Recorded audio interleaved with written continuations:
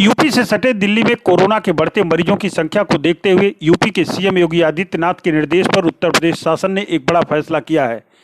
मुख्यमंत्री योगी आदित्यनाथ के निर्देश पर मुख्य सचिव आर.के. तिवारी ने कोरोना वायरस को लेकर एक नई गाइडलाइन जारी की। शादी समारोहों में अब फिर से 100 लोगों के शामिल होने की सीमा तय कर दी गई है।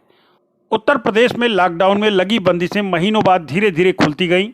लगा कि कोरोना वायरस संक्रमण विदा हो रहा है, लेकिन अब इस महामारी की आहट दोबारा सुनाई देने लगी है।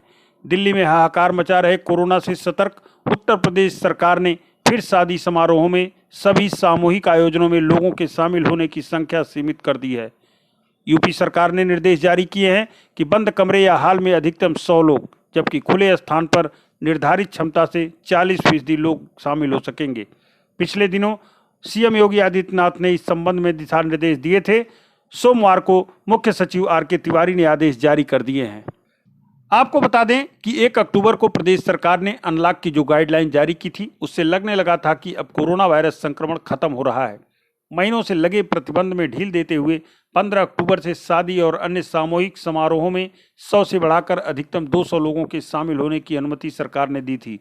अभी 37 दिन ही बीते थे कि उस आज़ादी पर संकट का साया फिर मंडराने लगा है। गाइडलाइन के मुताबिक अगर मैरिज हाउस की क्षमता 100 की है तो वहां आयोजित होने वाले कार्यक्रम में सिर्फ 40 लोग ही शामिल होंगे। इसी प्रकार यदि लॉन की क्षमता के 40% लोग ही समारोह में शामिल हो सकेंगे। इसके साथ साथ face mask, sanitizer, thermal scanning और हैंड वॉश अनिवार्य है। इस नए नियम के उल्लंघन पर मुकदमा भी दर्ज होगा। शादी में बुजुर्ग, बीमार और बच्चों को आमंत्रित करने से बचने के निर्देश दिए गए हैं। कोविड प्रोटोकॉल का उल्लंघन करने पर धारा 144 और 188 के तहत कार्रवाई होगी। हालांकि अभी तक शादी समारोहों के लिए जिला प्रशासन से अनुमति लेने जैसा कोई आदेश जारी नहीं है, लेकिन संबंधित थाने में शादी समारोहों की जानकारी देनी आवश्यक है। यह निर्देश है कि स्थानीय प्रशासन कोरोना नियंत्रण को लेकर अतिरिक्त व्यवस्था भी करता है। शादी समारोह में लोगों की संख्या को लेकर नए नियम की शुरुआत नोएडा और गाजियाबाद जिलों में लागू किया गया है। वहीं सूचना है कि लखनऊ जिले में भी जिलाधिकारी नई गाइडलाइन लागू करने के लिए समीक्षा बैठक करने वाले हैं।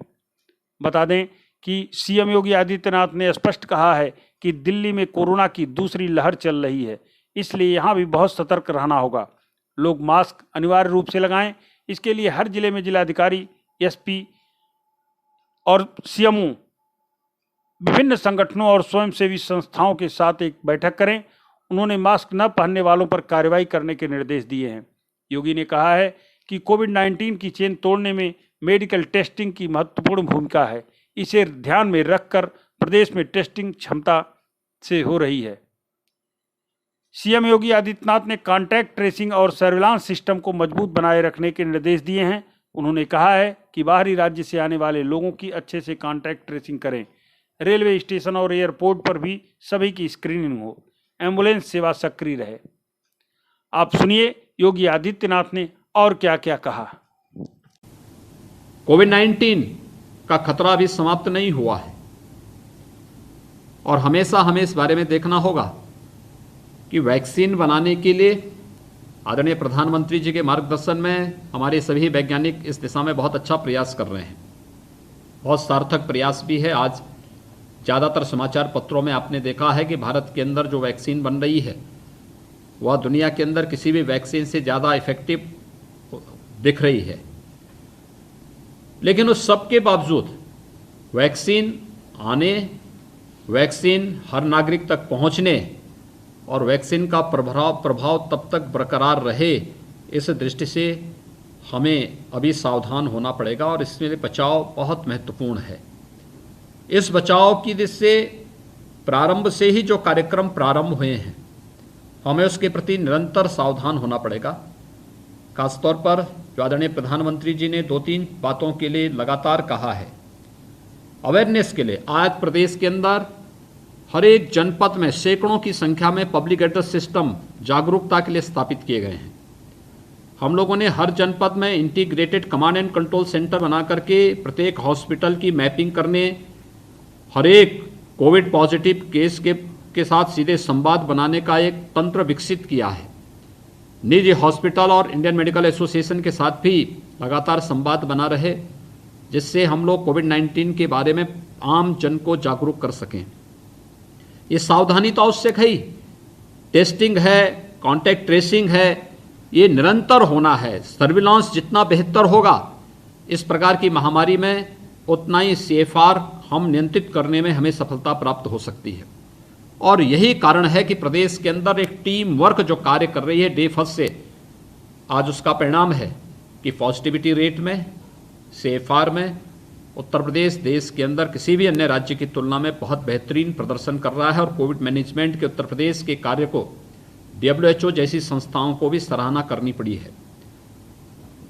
यहाँ पर न केवल हम लोगों ने कोविड-19 के मैनेजमेंट को बेहतर तरीके से आगे बढ़ाया है, बल्कि पूर्वी उत्तर प्रदेश में इंसेफ्लाइटिस जैसी बीमारियों को भी प्रभावी नियंत्रण करने में आज सफलता प्राप्त हुई है।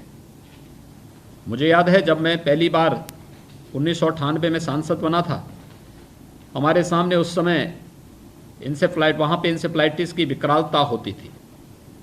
प्रतिवर्ष 800 से लेके 1000, 1200, 1500 तक मौतें होती थी। लेकिन आज प्रदेश में जो टीम वर्क कोरोना कालखंड में देखने को मिला, ये हमने 2017 से भी इंसेफ्लाइटिस के खिलाफ कार्रवाई के लिए और उस पर प्रभावी नियंत्रण के लिए प्रारंभ किया था। और आज उसका परिणाम है कि जिस मेडिकल कॉलेजेस में 700, 800, 900, 1000, 1200, 1500 तक मौतें होती थी प्रतिवर्ष, उसी मेडिकल कॉलेज में केवल 21 मौत हुई हैं। और ये 21 मौत भी किन किन क्षेत्रों से, इन सबको हम लोग अभी से ऑडिट करते हुए अगली बार ये भी ना हो, इस पर भी हमारी कार्रवाई अभी से प्रारंभ हुई है। लेकिन इसके लिए प्रत्येक विभाग को एक साथ मिलकर के बेहतर समन्वय के माध्यम से इस कार्यक्रम को आगे बढ़ाना पड़ा है। स्वच्छता के लिए, शुद्ध पेयजल की आपूर्ति के लिए, अन्य कार्यक्रमों को एक साथ जोड़ने के लिए हमें बहुत तेजी के साथ आगे बढ़ना पड़ा है। और आज जहां हम लोगों ने इन सभी बीमारियों को नियंत्रित किया है, वहीं मुझे इस बात की भी प्रसन्नता है कि हम न केवल इसको लेकर के बल्कि एप्रेसिस यूनिट अलग अलग मेडिकल कॉलेजेस में प्रारंभ हो रही हैं।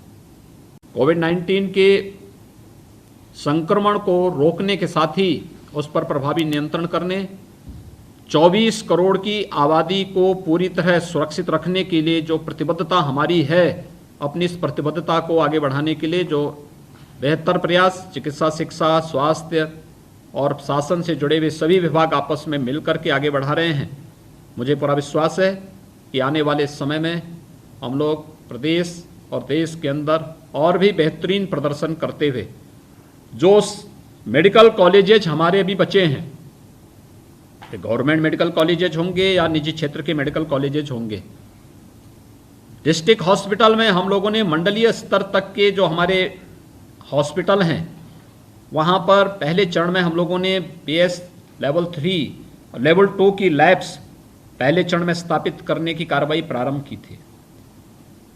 इसे अपग्रेड करने की कार्रवाई भी होनी चाहिए। लेवल 3 की लैब्स हर एक जगह स्थापित हो, क्योंकि इस समय की मांग है और आज की आवश्यकता भी है। हर एक नागरिक को जीने का अधिकार है और मुझे लगता है शासन और उससे जुड़ी हुई सभी व्यवस्थाओं का दायित्व बनता है कि वह प्रत्येक नागरिक को स्वास्थ्य की इस बेहतर सुविधा को उपलब्ध कराने के लिए अपना पूरा योगदान दें। मैं आज के इस अवसर पर जब प्रदेश के अंदर इतनी सुविधाएं एक साथ उपलब्ध हो रही हैं, अलग अलग मेडिकल कॉलेजेस में भी, निजी मेडिकल कॉलेजेस में भी, चाहे वह एप्रेसिस यूनिट का है, डेंगू जैसी बीमारियों में इसकी बहुत बड़ी भूमिका है, और प्लाज्मा डोनेट करने के लिए एंटीबॉडी परीक्षण हेतु जो केमिलुमिनेसेंस विधि का जो उद्घाटन आज यहाँ पे होने जा रहा है, एक बहुत प्रभावी कदम है। मैं इन सब के लिए प्रदेशवासियों को बधाई देता हूँ, अपनी शुभकामनाएं देता हूँ।